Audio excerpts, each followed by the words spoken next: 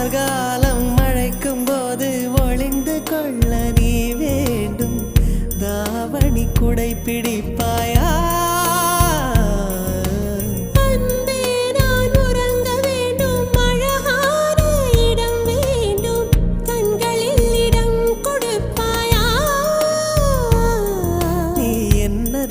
வந்து நெளிய நான் உன் மனதில் சென்று ஒளிய நீ உன் மனதில் என் உருவம் கண்டுபிடிப்பாயா?